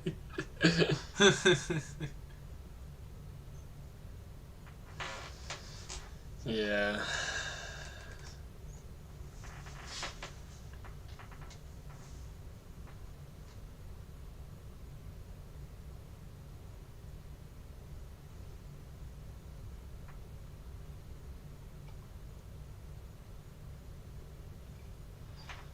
Yeah, but this fight, bro. This whole video just cracks crazy. Me up. This is the other one I watched today, I think. Yeah, I watched it today. This one. Black Suit Spider-Man got Miles Morales shook. That's a collab between them. Uh-huh. It's just honestly like... Oh, that's from the game? Yeah, from the trailer for the new game. Oh, okay. It's like... You know we gotta go over... I just watched Super's part so I can get to Blank's part. He's just not as good. It's kind of weak. He is, dude. I mean, I don't... He's just not as good. Like, this is his whole channel. This is just like I told you. Is this like the Dragon Ball? Yeah, it's just DBZ fights. Just a bunch of DBZ fights, and every once in a while one of these. But he's just not as good. I was watching the Super and Blank videos though, because I'm just like, yeah, if you get past Super. You know we gotta go over this. I watched this one. Yeah, that's what you told me about. And I watched this one. I haven't seen the rest of them. This one's from Gotham Knights. I haven't played that game, so I wasn't gonna watch it. And then the rest of these, I was just like, hey. This is the one about, this is the Red Hood movie. I haven't watched that either. Some of these are from like random Transformers movies I've never watched. This one's pretty good though.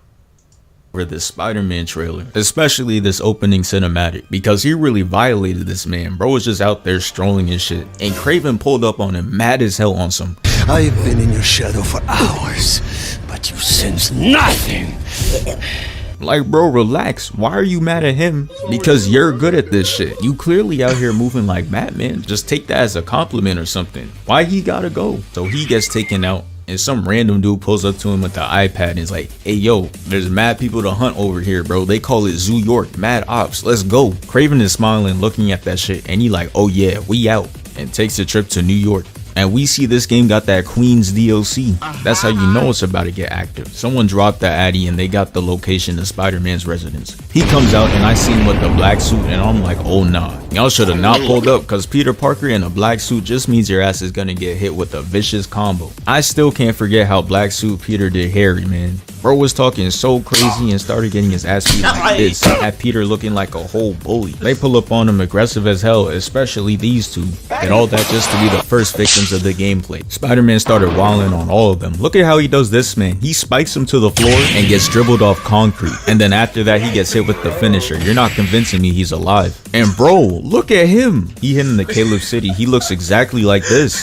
What is Peter doing to him? Like, he's not even trying to be creative anymore. It's just put in paint. He just straight up chokeslammed him. And we can't miss out on how crazy he was talking. Listen to this. He's gonna wish he never came to New York. Oh nah.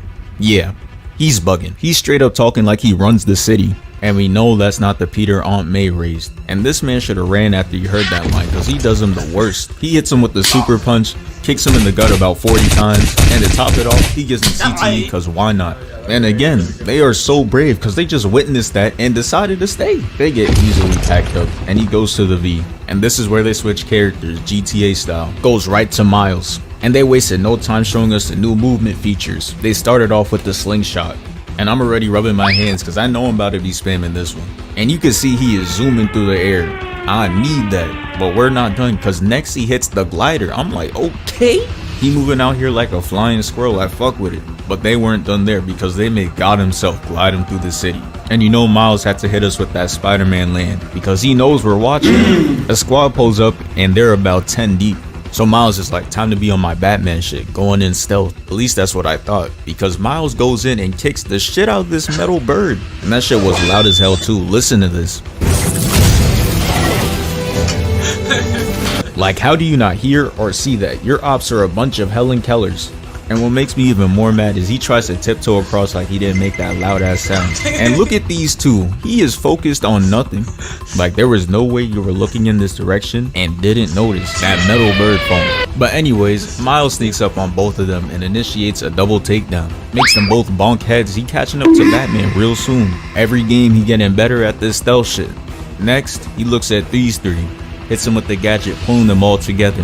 Then he flies out the frame and lands on him, and you can see him with that blue lightning. The first guy gets pieced up, no finisher, just gets hit with straight hands. But he treats the next guy like a super villain. Bro been at home watching too much Dragon Ball Z. His ass think he Goku now. He sends him flying back, and he thought we wouldn't notice what move he was using. Yeah, we know you got that shit from Miguel. Bro got hit with it too many times and was like, you know what, let me use it my damn self. I do the same shit too. That shit clearly works. So after, you see Shorty thought it was her gameplay, try to get active. It's not. I'm sorry. Gets pushed back, one-shotted, and then the rest of her squad gets wiped out too. You know they're about to wake up angry too. That was not how it was supposed to go. The plan was to jump him. Stop trying to be a hero. Anyways, Miles goes exploring, you know, crawling and jumping through shit, trying to find the lizard. He turns the corner and he sees something in the back, and this right here just confused me, because this man already jumped away. So how did he throw that? So the container hits, causing an explosion. Miles falls down and gets back up on some, where am I? Clueless ass. Goes up, opens the garage door, and that is where I leave. Thanks, codename Super. I guess it's my turn. No need to fear, Blank Boy is here. So Miles is walking through the dark, and I already know bro is having PTSD back to middle school. The teacher tells some kid to turn off the lights, Hey guys, where'd Miles go? Why I just see floating eyes and teeth? He opens up the gate to see that Lizard has shed his skin. Oh nah, Lizard done got his swag up where the bad bitch is at and then escape. Peter pulls up and look at this man, retracting his arms mad slowly, standing in the dark. You already know he was up there practicing his entrance mad times. He wanted to look cold so bad. And this Venom suit got Peter acting real different for real. Hey Peter, I really like your new outfit. What's good, nigga? Where Lizard at? Whoa, what'd you just call me? Their spidey senses start tingling because they hear a lizard growling under the ground. Whoa, what the hell is that? Oh no, nigga's tripping. Lizard busts through the ground, they dodge it, and then bust through the building, escaping out into the open, and now they gotta go chase him. I have no idea where Dr. Connors aka Lizard is trying to go, but hopefully it's better than what he was doing in Amazing Spider-Man 1. Bro's diabolical plan that he cooked up was to turn all of NYC into giant lizards.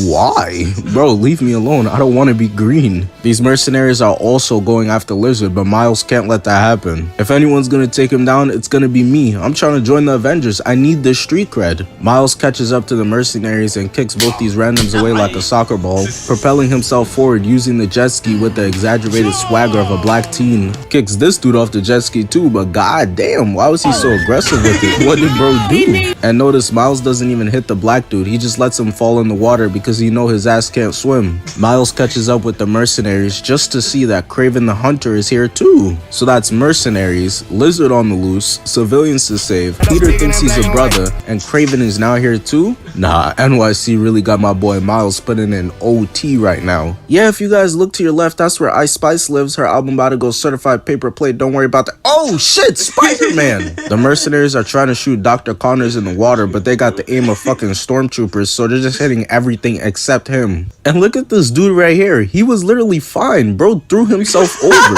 You want to be saved so bad. This reminds me of the original Spider-Man cartoon where Peter asks MJ to marry him and she jumps off the building. Why did you do that? To prove to myself that you'll always be there for me when it really counts. You will, won't you, Peter? Damn, bitch, whatever happened to just asking questions? Miles goes to save these people while Peter decides to chase after the aircraft. And Spider-Man talking crazy the whole time even though they can't even hear bro.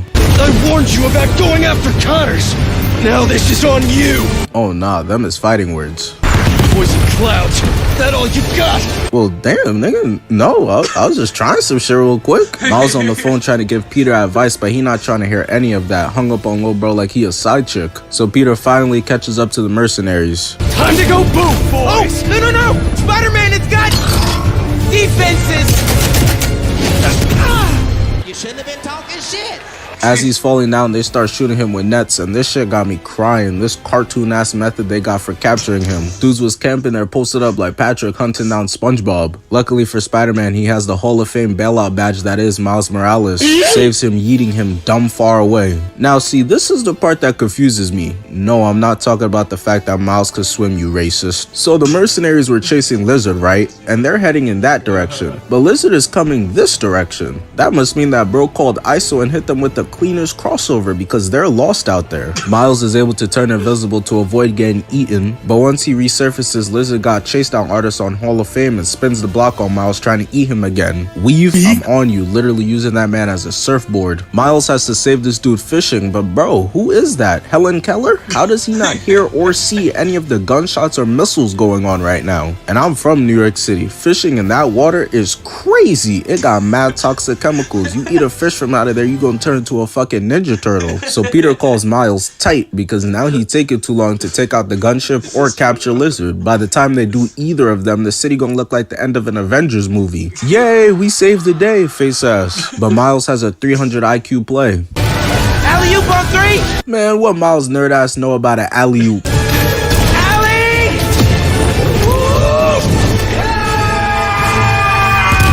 Why? My fault, gangster. Y'all dead got it. Only now Peter has to make a choice between letting Lizard get away or saving people from the gunship barreling towards them. He chooses to save the people, but he didn't really want to. Hey, Spider-Man, you're gonna save us, right? I mean, shit, I guess. And I mean, you could tell by the way he just threw bro on the ground like a piece of trash. This hair nigga damn ass saving he just did. Damn it, we let him get away. Don't worry, Pete. I got his Find My iPhone tracker right here. Give me that shit. It's a good thing I made that nigga. Let's go, Pete, before he gets away. No, his lizard cheeks are mine.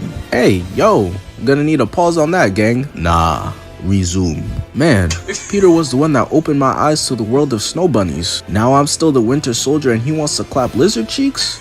Something is wrong. The Winter Soldier.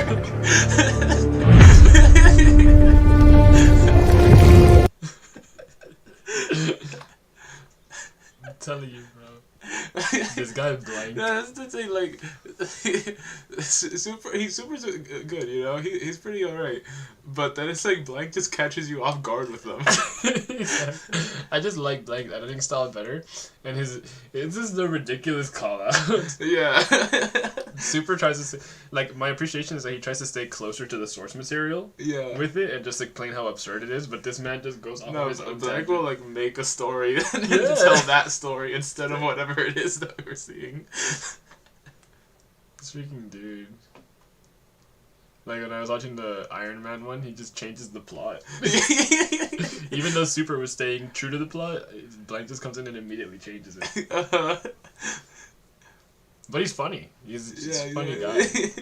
Resume. Yeah.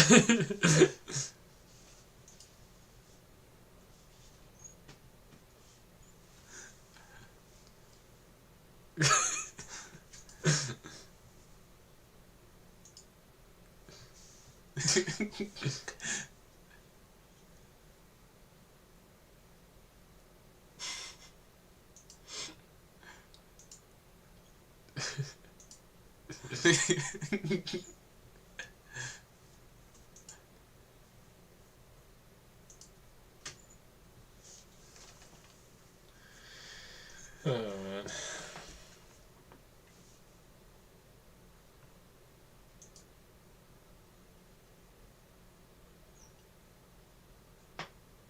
True. Yeah. Yeah, but this is too good. You know we gotta go over this Spider-Man. But literally, I'm just watching the video. Like, I'm gonna get through Super's part. And when Blank starts, I was just like, nice. I get what you're saying. Yeah. I'm gonna get you see like 43 messages in the DMs. I think it's insane that these guys are still here.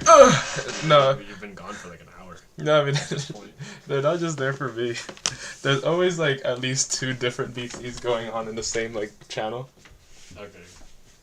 Yeah, cause I'm just like, you've been gone for like 30 minutes now. Yeah, I'm gonna use the button.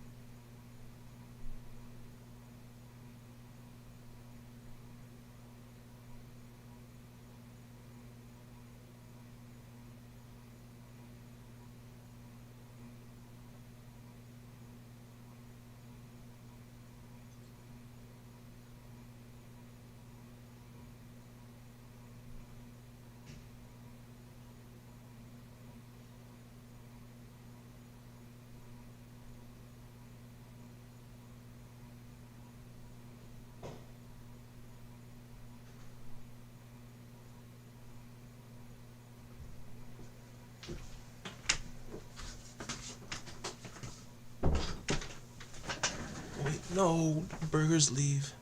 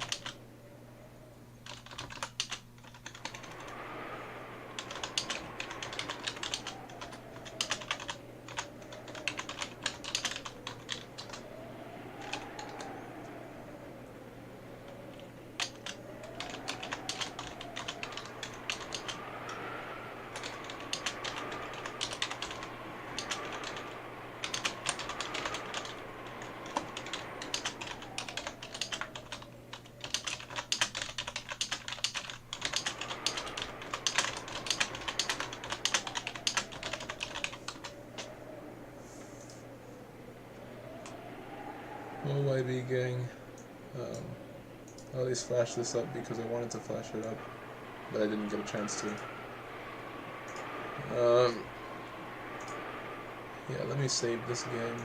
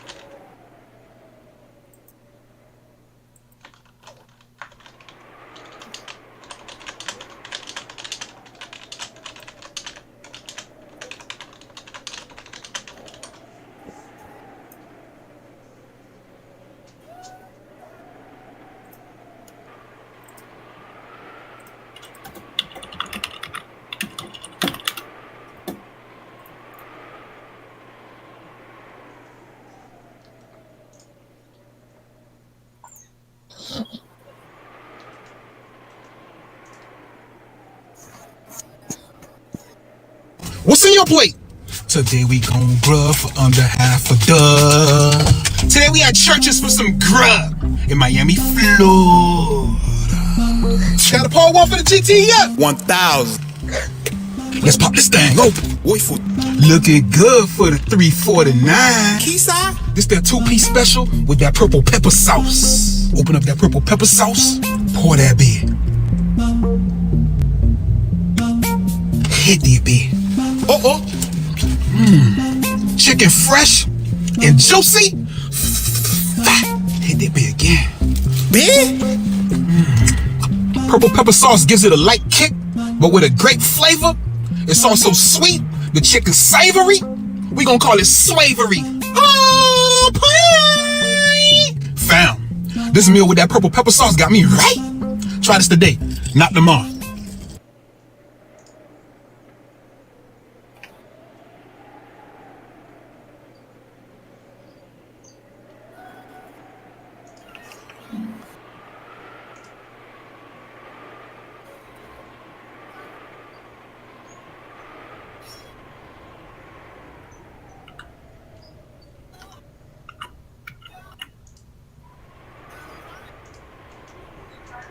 Hey, Mohammed. Huh? We gotta give the YB gang a wacky send-off. For real? Look, I'll put it another way, okay? If I said I am your silly sister, would you believe it? Dude, what the heck, man? I gotta save my game and quit. I can't do this anymore. Also, I don't get it, like, what the heck? Marcel was being weird. The usual. Yeah, what is it now? Where you go? Look at 12 seconds.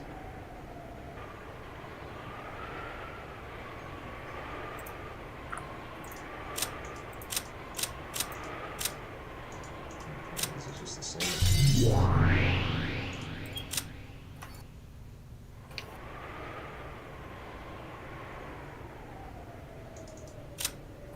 Okay, yeah, these are different actually, so I'll read out the tip screen for the YB gang.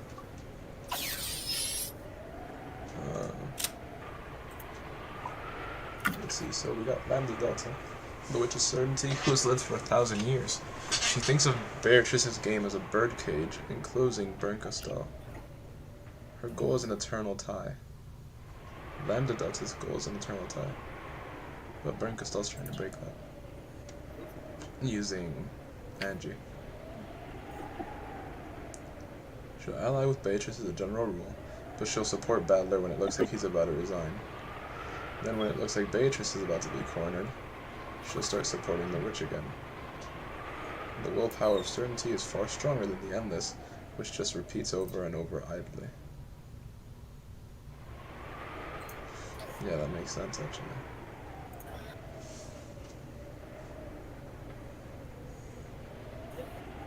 And then on the opposite side we have... Yeah, so I kind of have Lambda Delta over Beatrice. Bernkastel over Angie, and Maria's there for some reason. Let's see. Bernkastel. The Witch of Miracles, who has lived for 1,000 years. To defeat Beatrice in her game, she threw in a piece called Angie.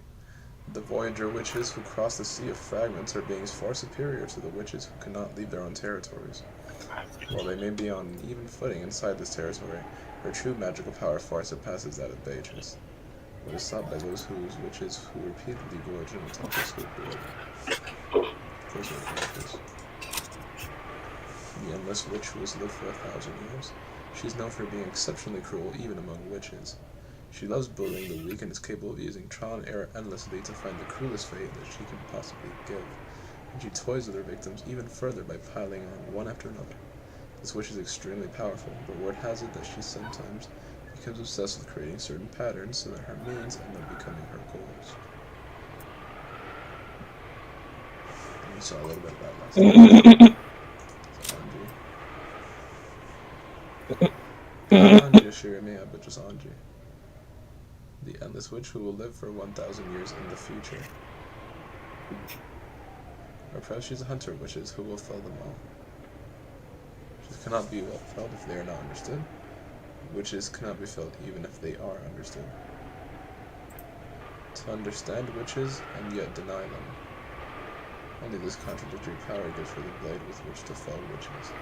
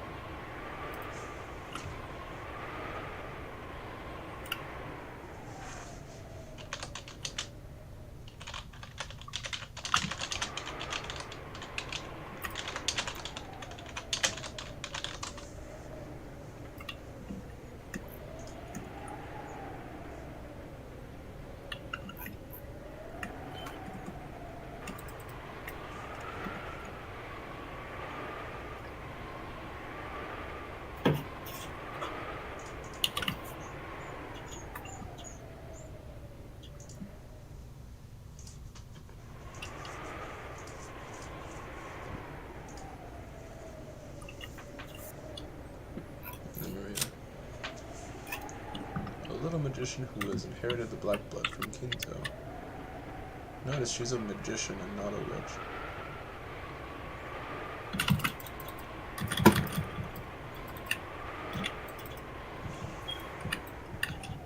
Okay. Don't worry about it. You already saved.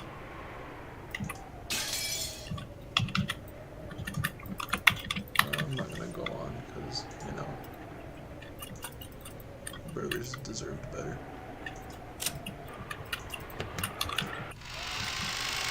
Burger's even here? No, burgers left. Why? Cause he has to go to sleep. Why? Like tomorrow is like basically Canada's Thanksgiving. Is that actually? That's what he explained it to me as.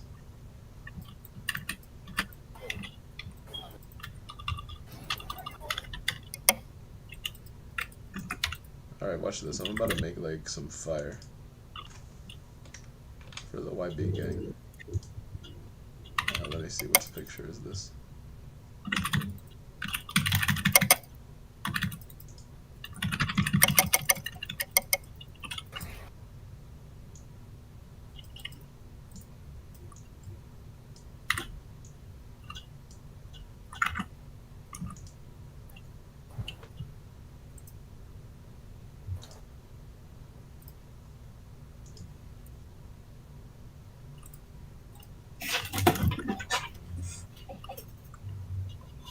I'm a goblin. I'm a goblin. No. That's my way. There's a song I want to send to you. Huh? There's a song I want to send to you, but I'm occupied right now, so give me a second.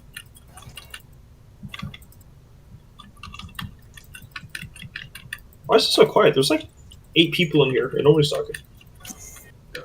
Yeah, maybe we like silence. You have like your alts in here as well. How do you know they're alts? I mean, what about the guy with like the 3 like okay hands? Like that is definitely not a real person, alright? How is that not a real person? He's literally you.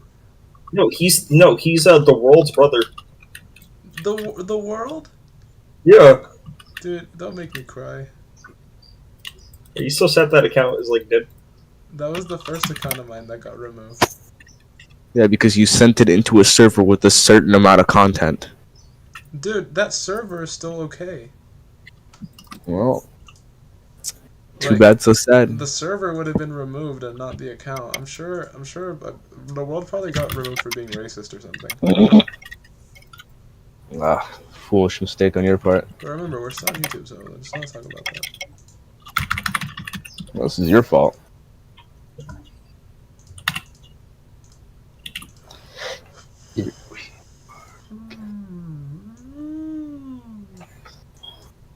Mamma mia. Got a heaping pizza pie of informazione.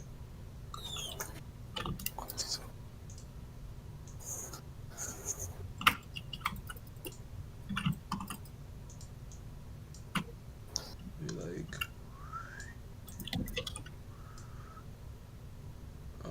dude, I like. Here we go.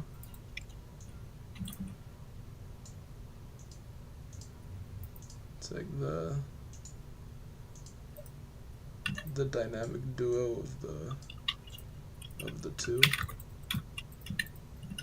But Badler's like hand is in the way. I'll just put her in front. I'll put her in front of Badler.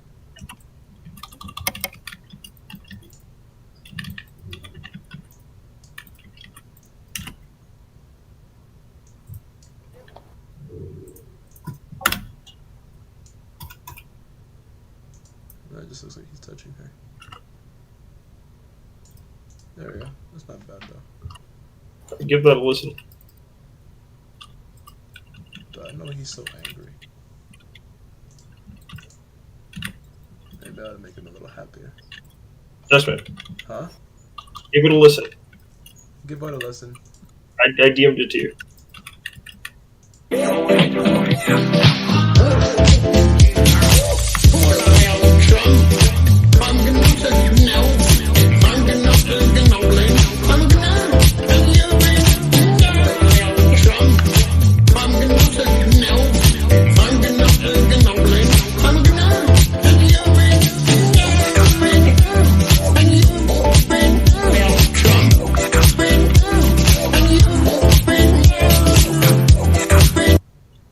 It's pretty awesome.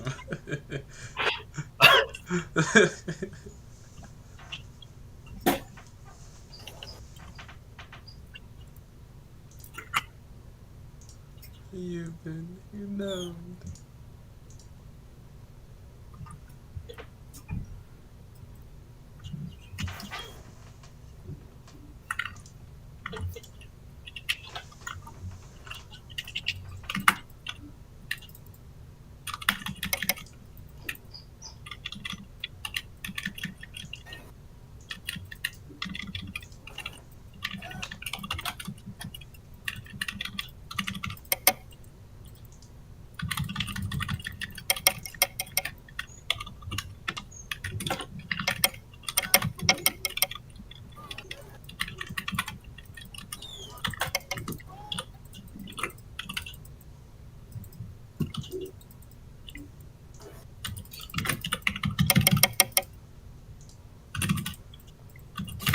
I think that is false. Stop clicking. Stop, no. You're making me lose my cool. Oh.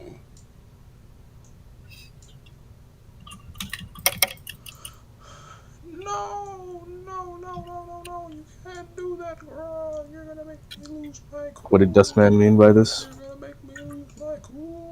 Mom, I'll send it to you so you can listen to it. What? I'm gonna send it to you so you can listen to it. Okay. What am I listening to in question? This. Oh, chump.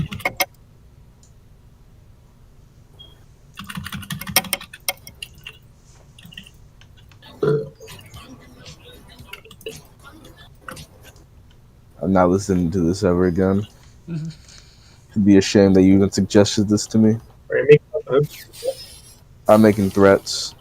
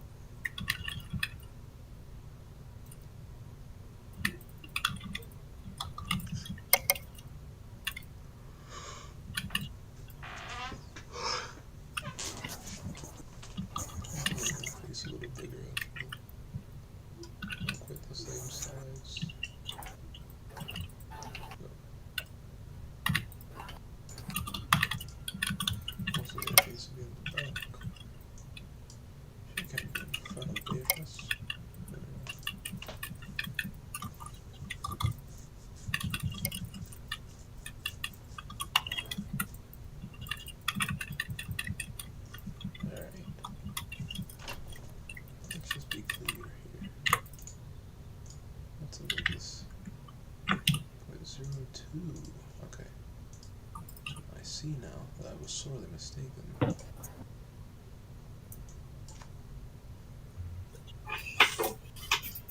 honestly, that's about as good as it's gonna get. I'm gonna trip the doctor.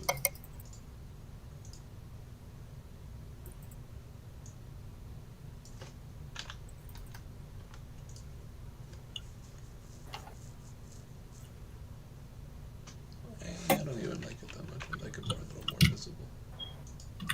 That's a little less.